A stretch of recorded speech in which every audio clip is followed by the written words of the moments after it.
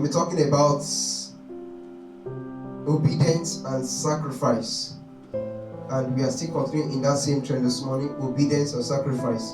On Wednesday, we were talking about obeying God, and we said, like from the devotion this morning, you see that obedience takes sacrifice. God commanded Abraham to leave his father's house at a very young age, not even telling him where he's going to. Every sacrifice we give to God actually comes with reward. That's the thing. There's something we give to God that does not come. But the problem we always have is that a lot of times we want to obey God, but we're not ready to sacrifice. Some people does not have issue with obedience to God, but the problem they have is sacrificing. And obedience cannot come without what? Sacrifice. We want to obey. We are good to obey. God, you said we should be going to church. We're going to church. But whenever the church is not convenient, they can no longer go. Praise God. They want to sacrifice. Do you know that there are several pastors that today would have been a great minister? But I am telling you, they fear to go live where they are now that have AC. To now go under a tree where mosquito will bite them, will not make them live. So they rather prefer they remain under that AC for the world not to hear their voice than for them to sacrifice.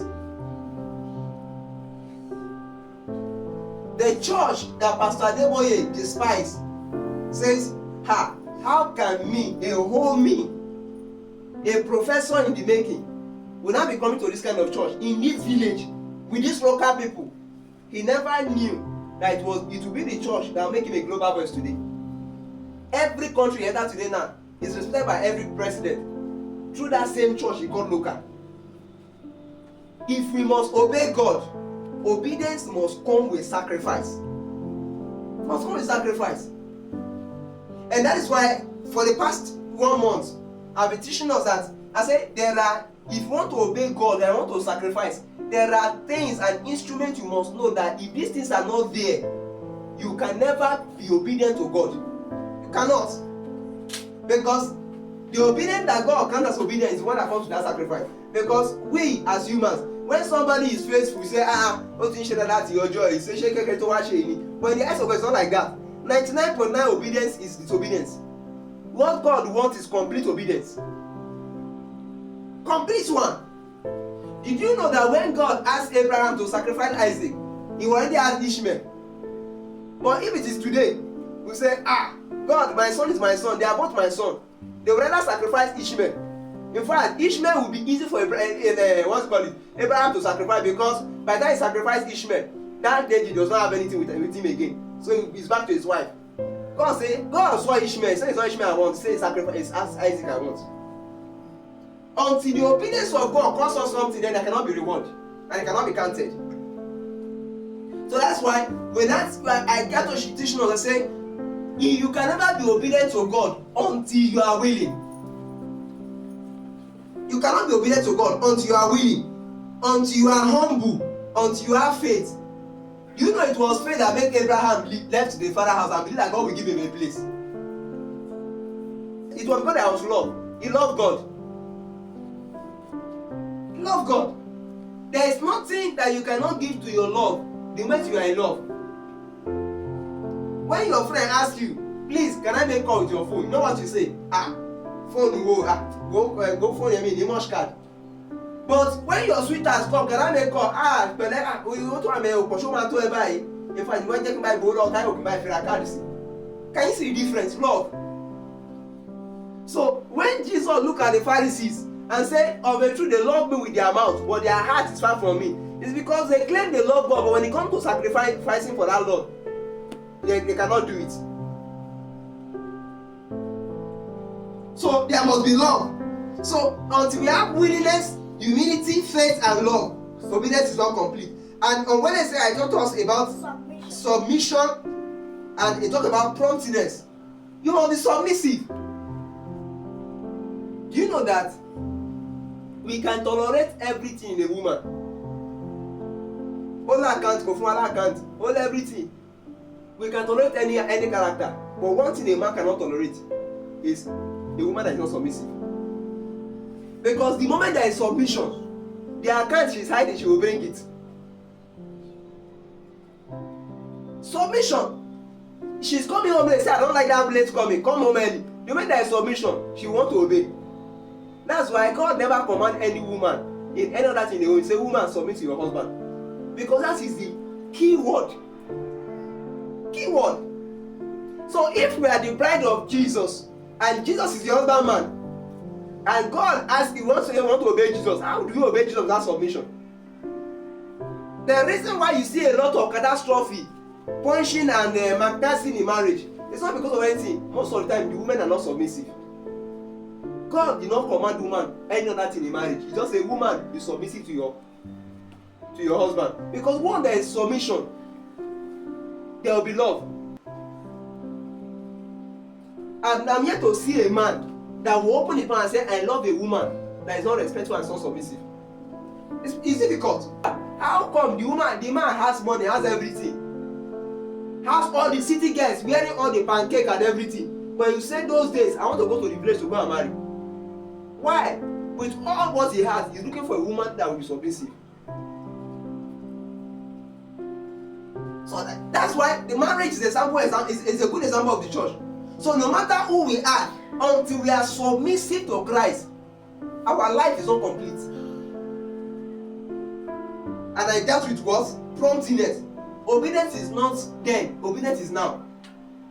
When God gives an instruction, you obey it now. I have seen, you see men that God called them to work for him at a very tender age. They'll say, no, I want to make money first. They will go working, hitting pillar to post. Some of them finally make the money. Some do not make the money. But the money they make, at age 50, sickness will just come and take the whole money. That at a long run, they will now be forced to now go back to that same thing that God called them at age 50. They now start serving God at 65.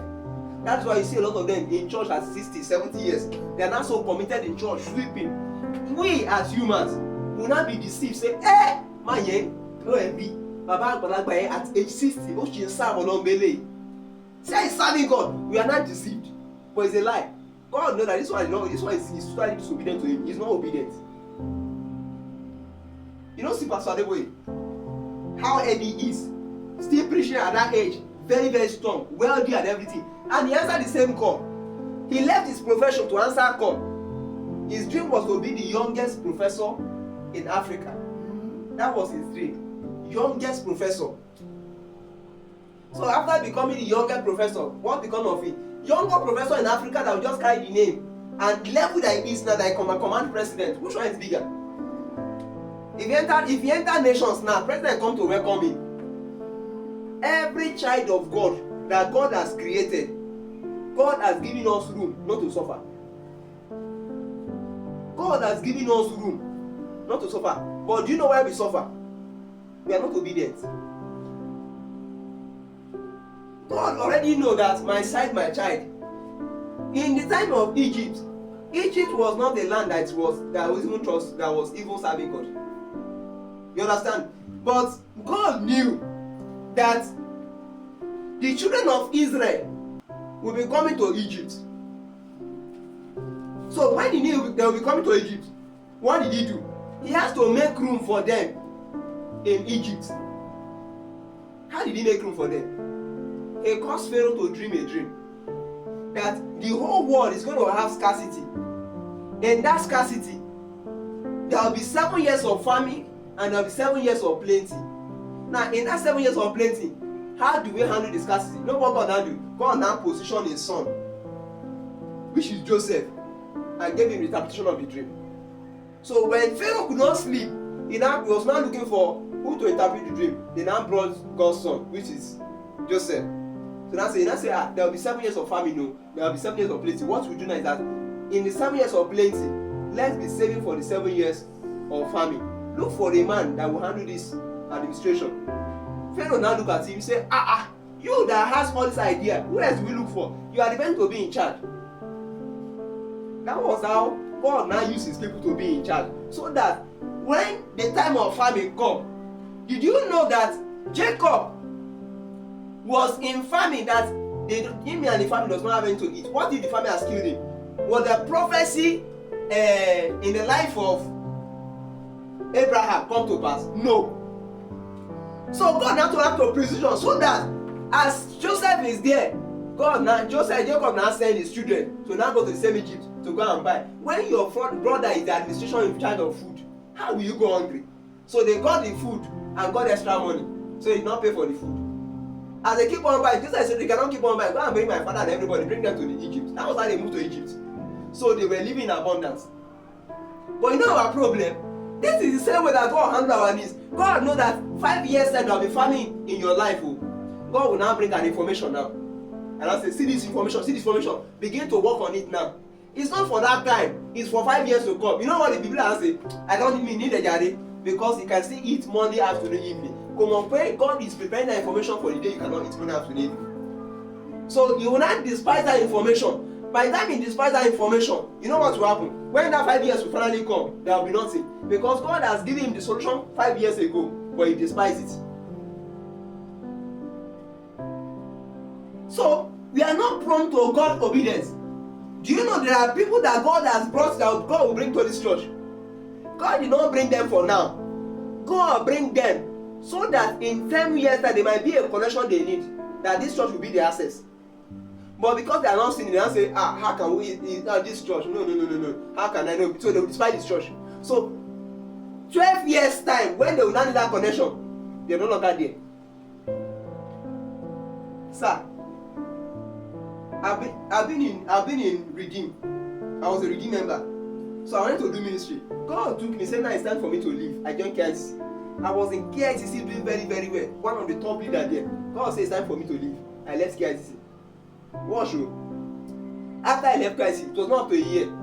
The pastor that was in KICC left the church. So they brought another new pastor that was never from Adam. So I'm no longer there. What if I'm still there? That's how I've missed out. Now God now took me all the way from Akure to Anambra State.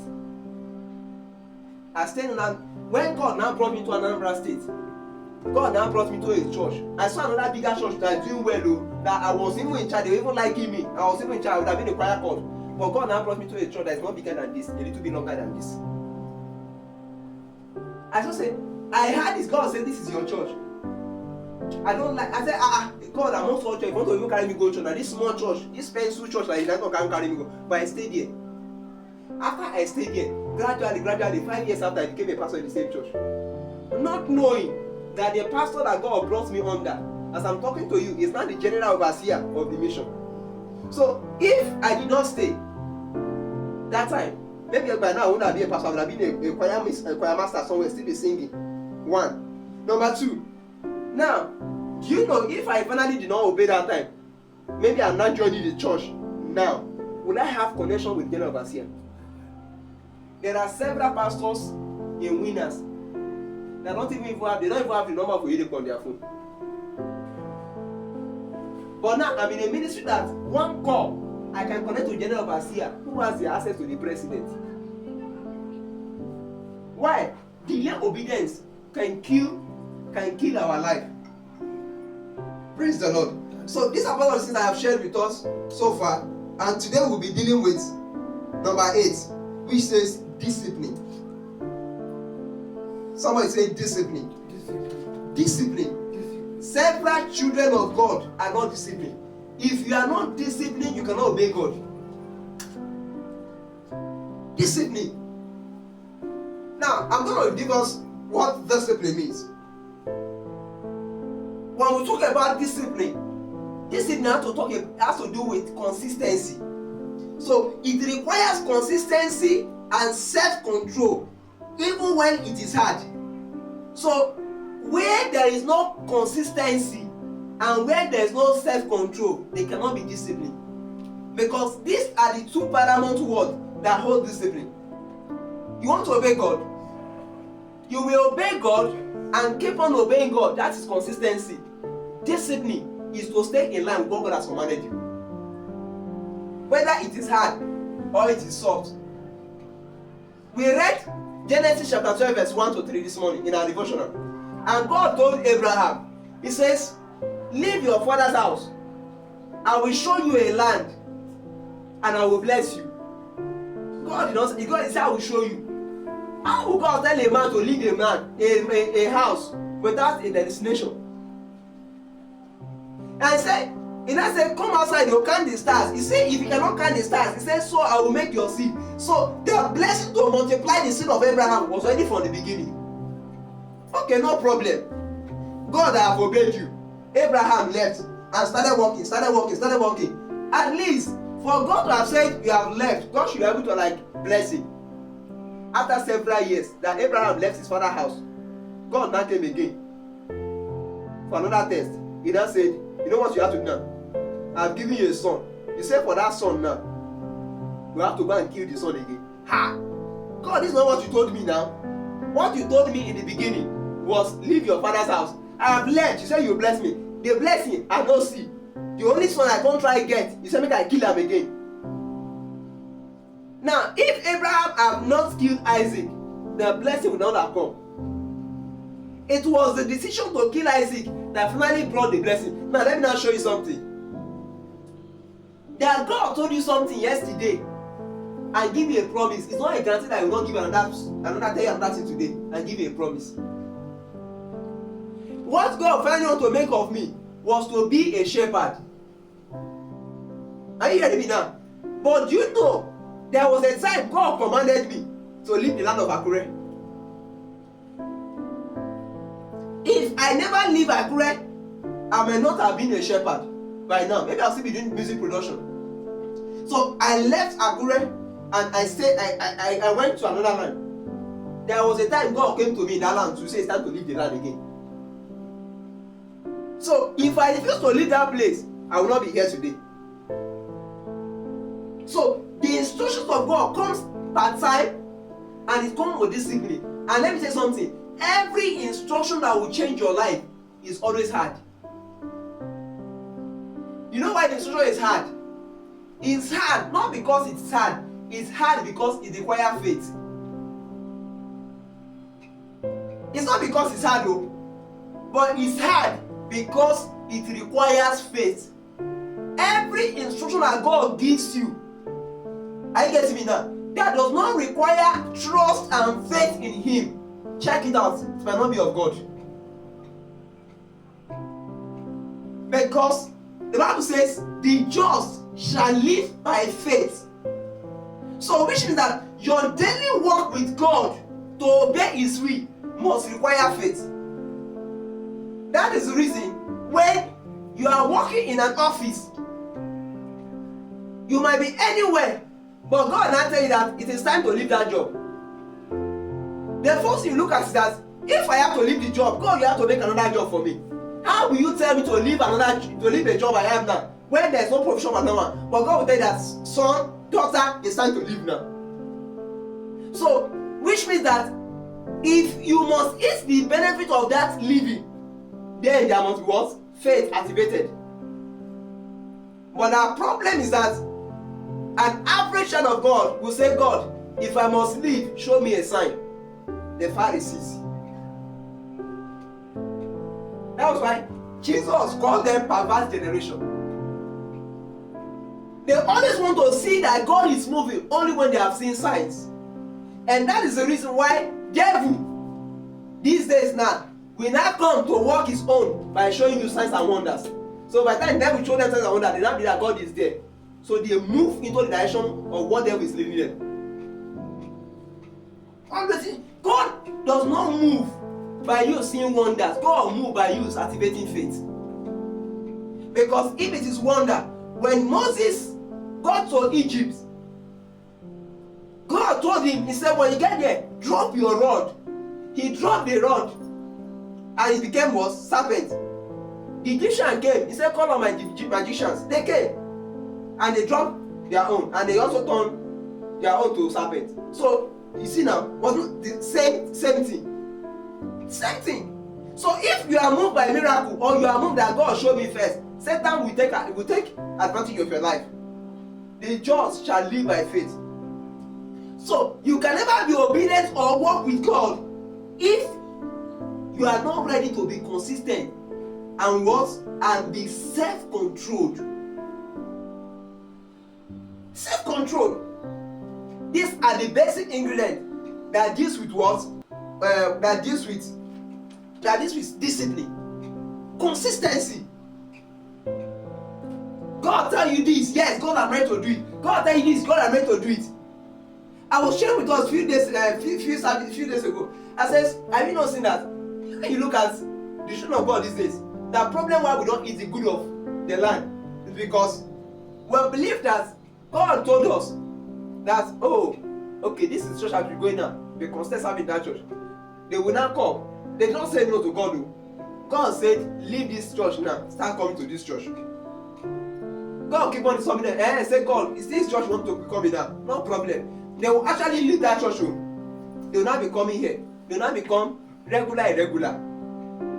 They will come this Sunday, jump 3 Sundays, come again. They will not say, God, after that I've left, I'm here now. I'm no longer going there. So in their mind, they have obeyed. But in God, they are not consistent. Because you might still have friends where you belong to, but God said leave. You think that when I left KIT, it was not convenient for me, but it was the command of God. It's time to go. It was not convenient. In Hebrews chapter 12, verse 11. Now, no chastening for the present seemeth to be joyous, but grievous. Nevertheless, afterward it yielded peaceable fruit of righteousness unto them which are exercised thereby. I will interpret it. Now, I'll bring it to a simple talk. It says no chastening. Chastening talks with discipline. It says no discipline from the present. There are no discipline that God will give you now is come with happiness. You will not feel happy with it. Watch you. He said it's not joyous. He said, but it's grievous. Know what is grief? It comes with pains. Pains. God, why this one? God, no, it's not. He said, but with all those pains, so now listen, that's it. He says, less afterward. After the pains, he said, what you now enjoy is what? Is peaceable fruit of righteousness, and them which are exercised by it.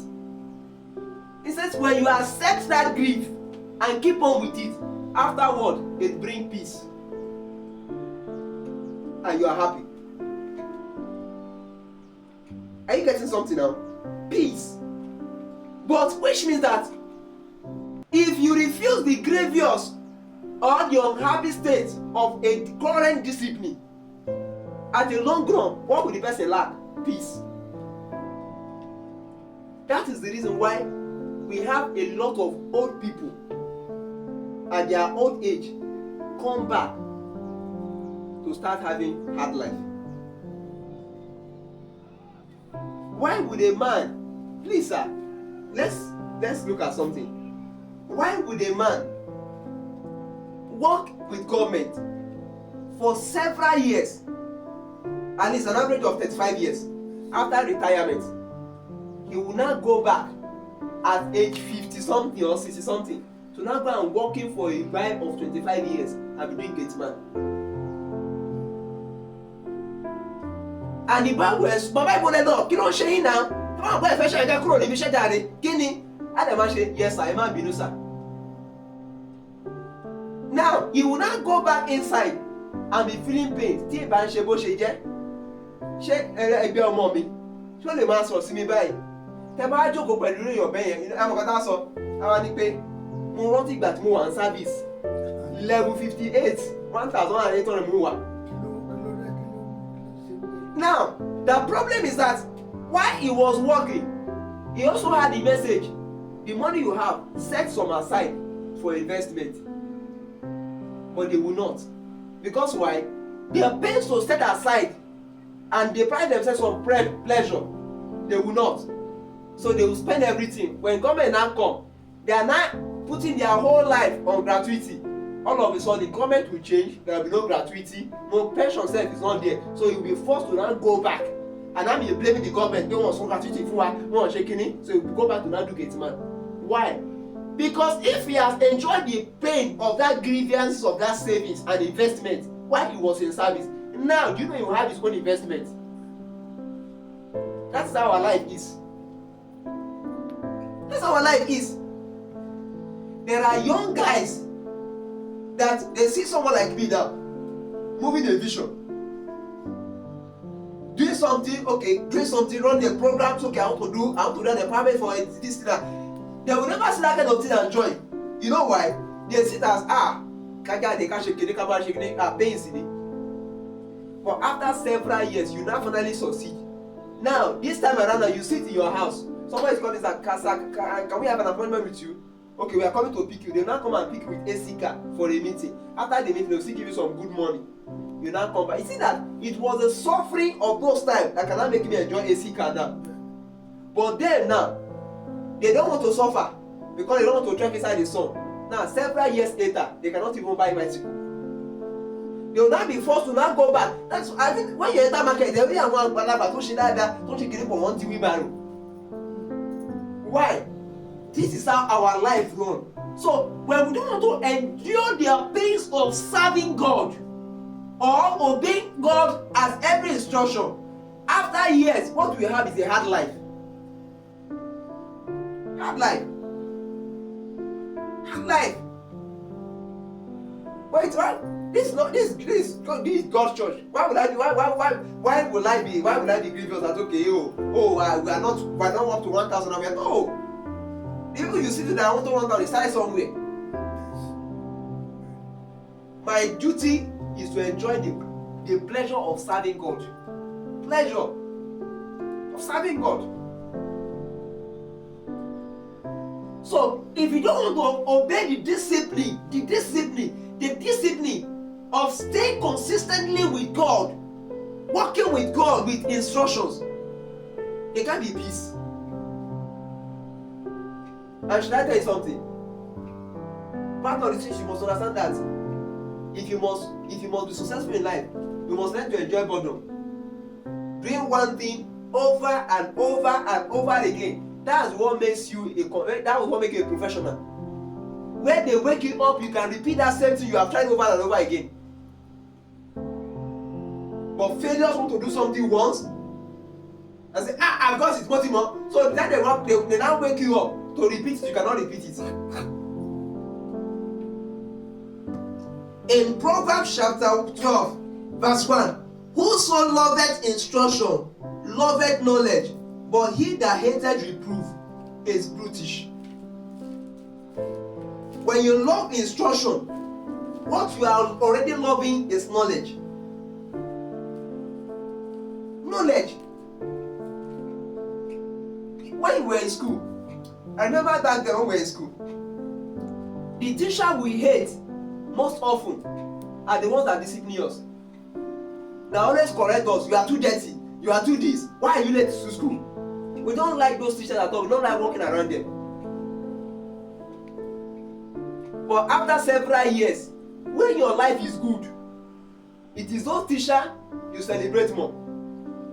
In fact, it is those teachers we even remember their name. Sometimes we give them nickname. There was one woman then when I was in school. The woman looked at us. You know, in our eyes, we know we are just doing averagely in mathematics. And the woman knew that. He says, how will I teach students mathematics?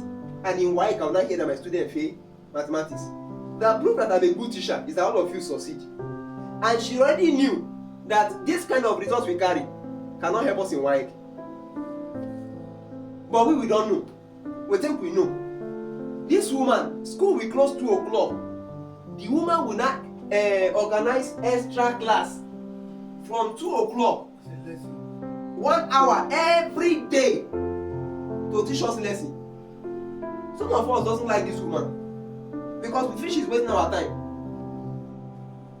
A couple of years after I've left school, and I discovered that this woman was being heavy. I wish it's now. If it is now, we will pay for that class. Things have changed. Why do I not love her? Because I said that the discipline she was given was for her own benefit. That is how life is. When you love instructions, you actually love knowledge. But when you despise it, you say you become brutish. Nobody is brutish. Brutal.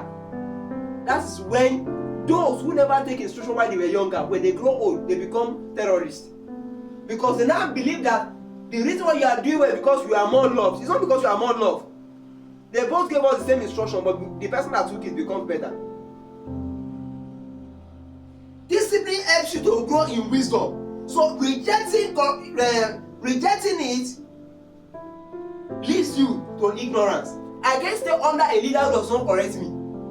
Because the moment your leader start looking at you and say whatever you do is correct, you're already walking in ignorance. And you will soon hit war.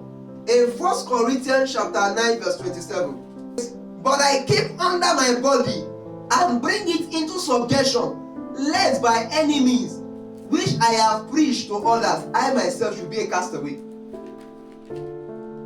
Why? You bring under your body. Sometimes our body does not want us to be corrected. The body always wants to walk only when it is pleasing. Go to church when it's pleasing, pray when it is pleasing, read when it is pleasing. Have you noticed that everything that will benefit the body does not like it? The moment the body is sick, you say, now let's take drug. The body want to not, I don't want to take drug. Let's eat. The body will reject food. But the moment the body is okay, the first person that enjoys is the body. When you are living well now, you are driving your AC and everything. It's not the body that will not stay on that sun and be trekking again. But when you will do the thing that will bring that car, the body will say, I don't feel go, I'm tired, let me rest. So, until you learn to bring your body under subjection. Pastor was teaching us some time ago. He says, do you know that? Have you seen reasons why when you come to a church, the pastor comes to a church like this, and the pastor might look like the poorest, but he's leading. Over a period of time, the pastor keeps on staying there, doing things. Before you know, the pastor now becomes like the richest. Now almost everybody is now looking up to. He now said, do you know the difference between a pastor and a member? He said two things. Number one, consistency. By the time the pastor gives an instruction, he is consistent doing what he is saying, but the members are joking with it because they feel like responsibility is not on their neck, so pastor must do it. So over a period of time, the reward of that thing, because Bible says whatsoever you sow, you will reap it. When it starts coming, you now see that the pastor's life is changing and becoming better. Have you not seen that every time they come, when responsibility of bills for church comes, the person that bears more time is church pastor. Church member can say, let's pay. Some of them will do, they will not pay. But church pastor knows that if we not do it, all of us will go work. Pastor will take it. When the work comes, it's pastor that will get it, because the seed will always change the giver. Now, it is easy for a church member to say, I know if you come because already there. But can a pastor say already there, I know if you come to church? It will always be there. Even when they start, there are some pastors that when they are preaching, you know that they are feeling pain, so but they are still preaching, and they will be pretending like nothing is doing them. After they now finish preaching, they say, you can see me money at the rest. They will still come and serve the church. But they are going to church pastor, you go get church member. Go need one church. That is the reason why the pastor most times look better than the members. So, if you must obey God, you must be ready to be disciplined, ready to be corrected. Now, discipline is talked in two ways. You must be ready to be corrected, and secondly, you must be ready to remain in one course. That means staying consistent. God, I want to serve you. How do you serve God without being present? Bible says present your body. You must be consistent in fellowship. You must be consistent in prayer. And you must be consistent with everything your hands are forced to do and with the instruction of God. The next one is what? Loyalty. You cannot be obedient and sacrificial if you are not loyal. These are part of the ways that Christians nowadays have missed it. We have a lot of church members who are not loyal to the authorities of the church. But they are members, and they call themselves members. Do you know there are several churches that the people seated in that church, they are up to 200, sir. But the members of the church is up to 50. If you come to their service, you have over 200 persons in the hall. But the members of the church, they are not up to 50. because membership is determined by loyalty. My boss is not here. My pastors, my organs are not here. But I'm serving under the commission of Dominion Chapel. What is member? I'm a member of Dominion Chapel not because I guide the name, but because despite nobody is watching me, I am still keeping the instruction of what they laid down. That is loyalty. Loyalty begins when you call it, when you now say, every member of this church now, we are meeting under this mango tree by 5 o'clock. The people that shows up there, they are members. The ones that are not members will not come there.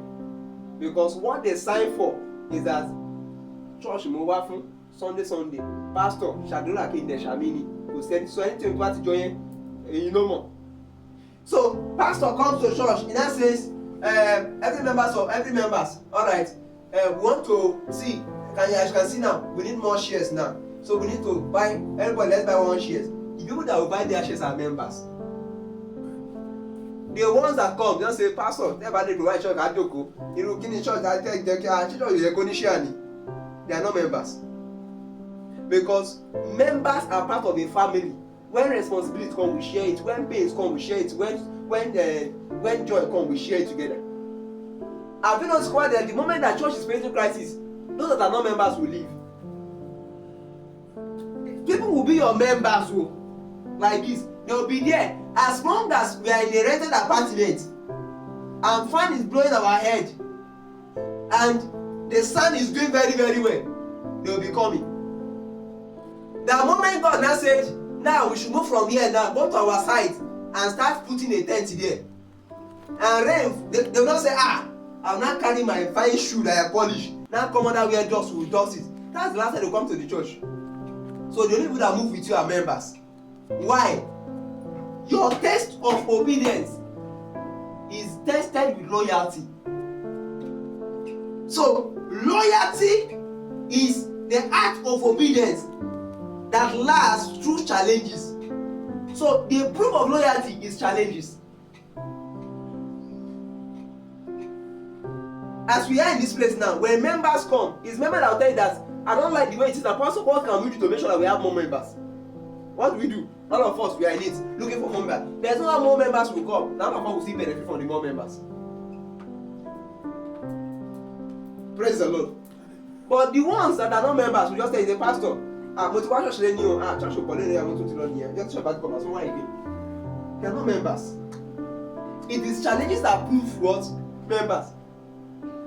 It is challenges. Challenges. There are pastors that you cannot send them. They say they are member of the church. They are pastors in the church. But if you must send them, the church must provide a hall, provide everything, bam, bam, in fact, with the accommodation, before you cannot send them. They cannot bear anything that will give them pains to the church and they say they are members. They are not members.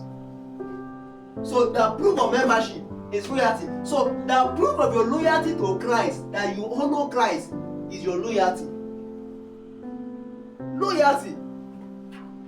I don't feel like fasting today, but church said we want to fast today and pray collectively. That food I kept in the fridge, I have to leave it so that I can fast. Loyalty.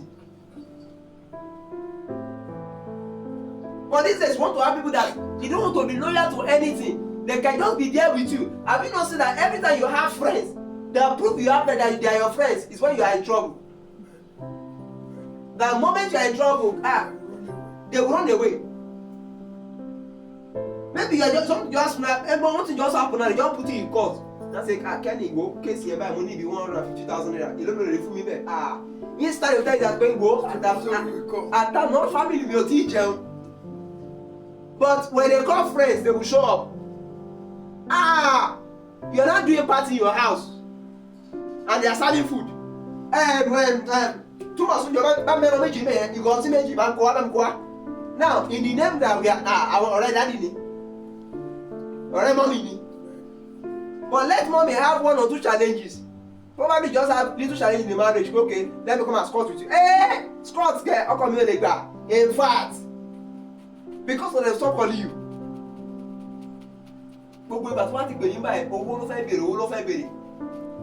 Now you were not asking for money. Now it was challenge that started making you to ask for money. They will run away from you. They cannot bear that pain with you. Why? Now, by the time you stay through the faith, will you call that before your friend? The same way, that's how our life is in Christ too. The proof that we love Christ is loyalty. Go and look at somebody and say, now join professors in Dominion Chapel and start serving. Grow that church with me. The person will say, I will not live here. I will not join here. God, how shall it be? No, how many years? Why? No. They cannot submit. Jesus said he loved us. In the book of John 3:16, he says, for God so loved the world that he gave his only begotten son. Can you see that what he loved, he was ready to sacrifice for? Jesus says, I love our people. I am ready to lay down my life.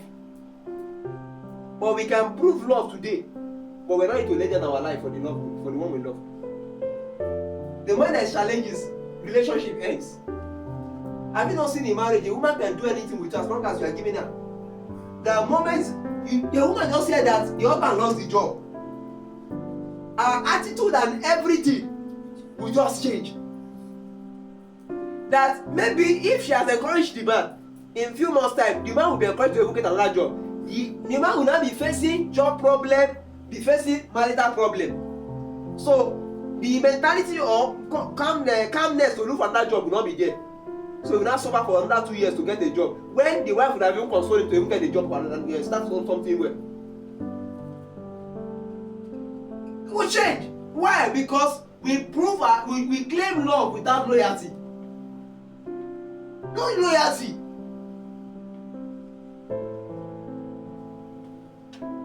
I don't know how will a man say I love a woman. You love your wife. The woman that you love your wife, but your account does not love the woman. You can play with me, don't touch my account too. No, there's some family that their wife don't dare transfer money from their account. Only. Why? No loyalty. In Daniel chapter 3 verse 18, this was the story of Daniel, Shadrach, Meshach, and Abednego. They say claim to love God and we are serving God. And the king now said that if you don't bow to my God, I will throw inside the burning fire. What show? They came to the king. They said, oh king, go. We have honored you in everything, serve you in everything, want us to serve you. He said, but this your gods that you want us to bow down to, we cannot bow down to it too. Because we have our loyalty towards our own God. He now say, but if you say you want to kill us in fire, our God will deliver us from your hands. You know what the answer said? They say, even if our God did not deliver us, we'll still not bow to your God. That is loyalty. They already said that the God will deliver them. Then I say in verse 18, they say, if not, be known unto thee, O king, that we will serve thy God, will not serve thy God, nor worship the golden image you have set. Oh God, there is nothing you will give me. They go make me. Are you getting me now? They go make me leave this man. That's what they call loyalty. Loyalty. There are members today that the pastor cannot correct. The moment you correct, once you are talking, if any correction is too much. The moment you preach against what is against them now, you are no longer a good pastor. They will leave your church. As long as you are preaching what is sweetening them, enticing them, they will remain in the church, not in this church. It's not in Dominion Chapel. Because we are meant to teach you understanding. If you don't like the message, it means that it's hitting you. Go. And it is the message you don't like that over a period of time will change your life. One will tell you, I need to know, change. Don't buy big things or say, go back. But they do now. But when they hit you at the school, I said, don't do that. Why? There is injury there. So, if the message is touching you, where it's not, it's paining you, it means that there is injury there, and the message is coming to heal you there. So, they are not loyal. So then they say, those three Hebrew children said, Even if our God cannot deliver us, we will still not bow down. That's loyalty. So they are not bowing down, not because their God can deliver them, but even if He cannot deliver, we have signed up for this one. Members are the ones. Do you know, sir? I was in this church, the church during COVID-19. They only one worship for over 6 months. We don't have a place of worship. So every member went to their house and we were doing service in different houses. Ìgbà tá a tún máa dé, a tún padà sí church, wọ́n tún lé wa kúrò ní hòtẹ́ẹ̀lì tá a tún lò, wọ́n tún ṣe wọ́n tún lé wa kúrò níbẹ̀. We were going from one place to the other. Those that are not members will leave, but those that are members who says no matter the condition, we stay. Now we have our own headquarters now, built. So I've seen a generation of people that they don't want to be loyal to anything. Loyalty shows that anywhere we are going there together. To bá di ọ̀la tó bá sáwọ́ ọbẹ̀ yẹn, they will cover you up and say this is our own. What's called it? Paul was stoned to death.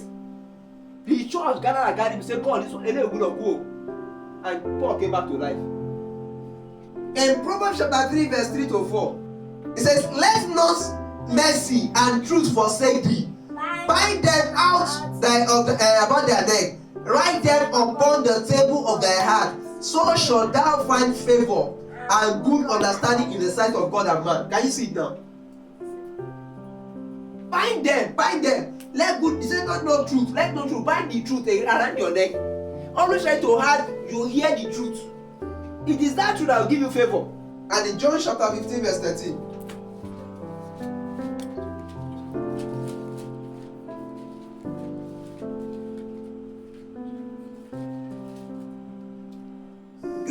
Greater love had no man than this, that a man laid down his life for his friends. Can you see the proof of loyalty? It's for you to lay down your life for your friends. The proof of loyalty is for you to be able to stand firm in the midst of every challenges. Challenges come to make you, not to break you. But when you are not standing firm, it breaks you. Praise God. Loyalty. The friends of Job. Do you know that those friends came to sit down with him there? And they were singing poems for him, encouraging him. Why? When Job was doing well, they were with him. Now he's no longer doing well. They won't say, they will forsake him there. They still came there. One day Job will see here for days, sat down with him, and they mourned with him. And at the long run, when God will finally turn again the scarcity of Job, do you know it was his friend that also gathered and gave to him? Job was in that critical position, was still praying for his friend. It was the friend that was supposed to be praying for him. But Job was still praying for his friend, saying, Father, bless my friend, Father, do this for my friend. That is loyalty. So he was not loyal to the relationship because all things were okay. Even when things were not okay, Job was still praying for his friends. It was the prayer, and after Job prayed for his friend, what happened? Those friends came and gave to Job. And that's why Job was lifted up back. We eat of the fruit of relationship when it is bound with loyalty. Don't just be a fair weather friend, a fair weather Christian. You're only with God as long as you can eat now. You're only with God. There are people that will not come to church as long as they are hungry. So they only come when God has fed them. That is not relationship. There are people that only come to church only if the week is good. Sunday will be okay. If the week is not good, they will sleep in their house. No church, nothing. Fair weather Christian. But loyalty is whether in rain, in season, in the dry season, anywhere you are there. In the mountain, in the valley, you are there. Praise God. Don't be a fair weather Christian. Only when you have food to eat. Discipline is a paramount thing. And I told us, I said, discipline requires consistency and self-control. You must be able to control yourself to say, this is what God has called me for, and you must be consistent with it. And secondly, loyalty. Loyalty comes with what? Challenges. The proof of loyalty is what? It comes with challenges. So know that in the course of your dispensing that you love God and serving God, there will be challenges along the way. Whether in lack, whether in poverty, in plenty, be consistent with God. And that's when God comes through. Bow your heads in prayer. Say, Lord, help me to be disciplined. Lord, help me to be loyal to you. Help me to be loyal to the authority you have put before me. Help me to be loyal to my pastor and the instruction you give it to me. Help me to be loyal to the word you have given to me.